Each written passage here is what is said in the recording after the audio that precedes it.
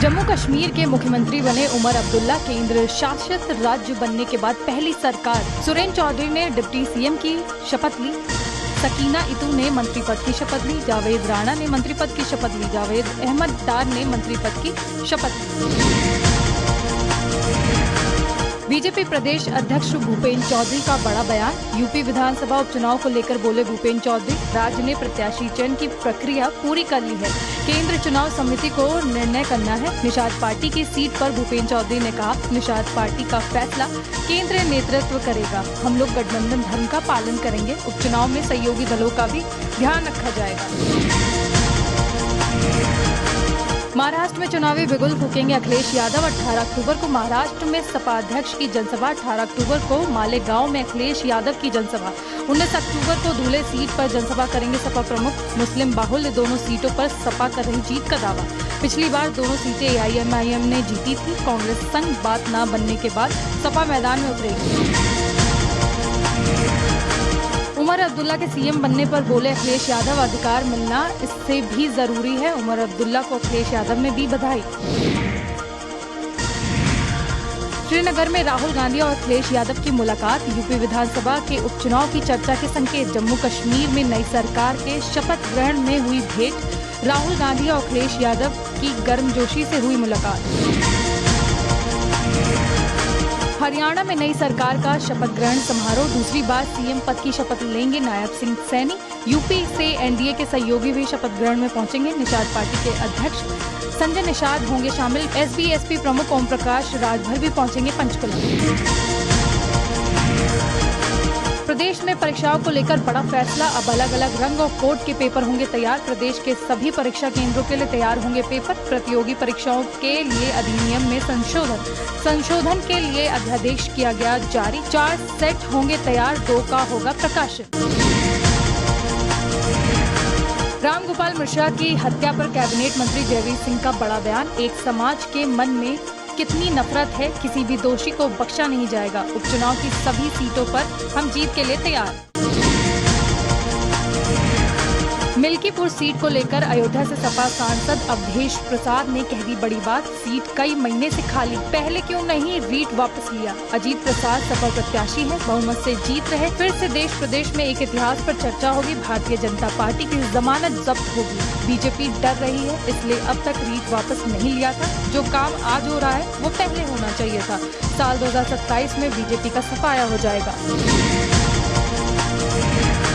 UP में विधानसभा चुनाव की तारीखों का ऐलान। 13 नवंबर को 9 सीटों पर चुनाव के लिए वोटिंग होगी। करहल में यादव मुस्लिम गठजोड़ माना जाता है मजबूत। फूलपुर में कुर्मी वोटरों के साथ मौर्या मुस्लिम मतदाता महत्वपूर्ण। मंझवा में राजभर कुर्मी और ब्राह्मण वोटरों की भूमिका अहम। कटेरी में दलित कुर्मी और मुस्लिम मतदाता निर्णायक भूमिका में। यूपी उपचुनाव में 9 में से 8 सीटों पर चुनाव लड़ सकती है सपा। गाजियाबाद सीट कांग्रेस के हिस्से में जाने की संभावना। अब तक सपा और कांग्रेस में सीट शेयरिंग पर फैसला नहीं। सपा ने 6 सीटों पर प्रत्याशी किया है घोषित। गाजियाबाद, पीठापुर, कुंदरकी में नहीं उतारा है प्रत्याशी। हाईकोर्ट की लखनऊ बेंच में बीजेपी नेता गोरखनाथ बाबा। मिल्कीपुर के लिए डाली गई याचिका गोरखनाथ ने वापस ली। याचिका वापस लेने से मिल्कीपुर चुनाव का रास्ता साफ हो गया। 2022 विधानसभा चुनाव के बाद हाईकोर्ट में डाली थी याचिका। अवधेश प्रसाद के खिलाफ डाली गई थी याचिका, वापस ले ली गई है। अवधेश प्रसाद ने फर्जी नोटरी कराई थी। बाबा गोरखनाथ ने कहा, मिल्कीपुर सीट बीजेपी के खाते में ही आएगी। लखीमपुर में भाजपा विधायक योगेश वर्मा के साथ मारपीट का मामला। मारपीट से पहले अवधेश सिंह व पुलिस की जुगलबंदी दिखी। 9 अक्टूबर को मारपीट से पहले व बाद में पुलिस मूक दर्शक पुष्पा सिंह खुद ही नामांकन पर्चे छीनते नजर आईं। नामांकन करने जा रहे लोगों के बीच पर्चा छीनने के लिए दौड़ रहे। मामले का वीडियो सोशल मीडिया पर पहले ही हो चुका है वायरल। केंद्र सरकार का वीआईपी सुरक्षा में बड़ा बदलाव। अब किसी भी सुरक्षा में एनएसजी कमांडो नहीं रहेंगे। एनएसजी हटेगी और अब सीआरपीएफ कमांडो रहेंगे। वीआईपी सुरक्षा से एनएसजी कमांडो को हटाने का आदेश जारी। केंद्र सरकार का एनएसजी कमांडो को हटाने का आदेश। अगले महीने से वीआईपी सुरक्षा की जिम्मेदारी सीआरपीएफ संभालेगी। देश में 9 वीआईपी को अभी Z+ सुरक्षा मिली है। सीएम योगी, मायावती, राजनाथ सिंह की सुरक्षा में एनएसजी। कैबिनेट की बैठक में लिए गए अहम फैसले। गेहूं और जौ समेत कई फसलों पर एमएसपी बढ़ाया गया। सरसों पर एमएसपी 300 रुपए प्रति क्विंटल बढ़ाया गया। गेहूं पर एमएसपी 150 रुपए प्रति क्विंटल बढ़ाया गया। काशी में गंगा पर नए पुल को मंजूरी मिली। चना पर एमएसपी में 210 रुपए प्रति क्विंटल बढ़ोतरी। 2642 करोड़ से काशी में गंगा नदी पर बनेगा पुल। केंद्रीय कर्मचारियों के डीए में 30% की बढ़ोतरी।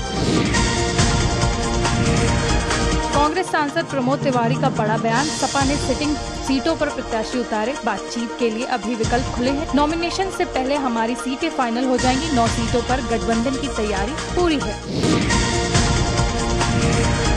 मंत्री दिनेश प्रताप सिंह के बयान से भड़की कांग्रेस। प्रियंका गांधी के खिलाफ दिए गए बयान का विरोध। मंत्री दिनेश प्रताप सिंह के आवास पर पोती गई कालिख। प्रियंका गांधी के लिए अपमानजनक शब्दों का किया गया था इस्तेमाल। दिनेश प्रताप कांग्रेस से ही बीजेपी में आए और मंत्री बने हैं। मंझवा और कटेरी सीट पर बोले कैबिनेट मंत्री संजय निषाद, हक बिना मांगे नहीं मिलता है। हक नहीं मिलेगा तब इस पर चर्चा करेंगे। निषाद पार्टी के प्रत्याशी तैयार। लिस्ट बीजेपी को भेजे। 1-2 दिन के बाद सीटों की घोषणा की जाएगी। मुंबई में बाबा सिद्दीकी हत्या का मामला। बहराइच से चौथा आरोपी हरीश कुमार गिरफ्तार। धर्मराज का भाई अनुराग भी पुलिस हिरासत में। हरीश कुमार हमलावरों को पैसा मुहैया करा रहा था।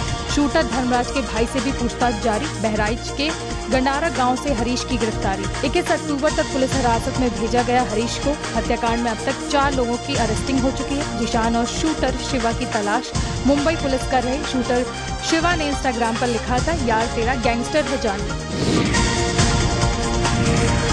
13 जनवरी 2025 से होगा प्रयागराज में महाकुंभ का आयोजन। योगी सरकार महाकुंभ कराने की तैयारियों में जुटी। महाकुंभ के लिए 30,000 पुलिस फोर्स की डिमांड की गई। सुरक्षा में तैनात पुलिस कर्मियों की ट्रेनिंग शुरू। 10,000 से ज्यादा सफाई कर्मचारियों की तैनाती।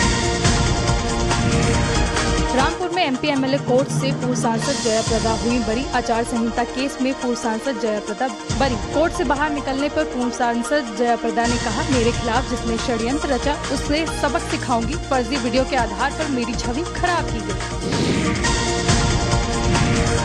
भूख जिहाद पर उत्तराखंड सरकार सख्त। मामले में उत्तराखंड पुलिस भी हुई सख्त। उत्तर प्रदेश के नक्शे कदम पर उत्तराखंड सरकार। यूपी के बाद अब उत्तराखंड में भी नियम होंगे लागू। उत्तराखंड सरकार भी अपनाएगी यूपी मॉडल। दुकानदारों को लिखना होगा नाम। कैमरे भी लगाने होंगे। केदारनाथ विधानसभा उपचुनाव की तारीख तय। चुनाव आयोग ने उपचुनाव की तारीख का किया ऐलान। उपचुनाव के लिए 20 नवंबर को होगा मतदान। 23 नवंबर को वोटिंग के परिणाम होंगे घोषित। भाजपा विधायक शैला रानी रावत के निधन के बाद खाली हुई है सीट।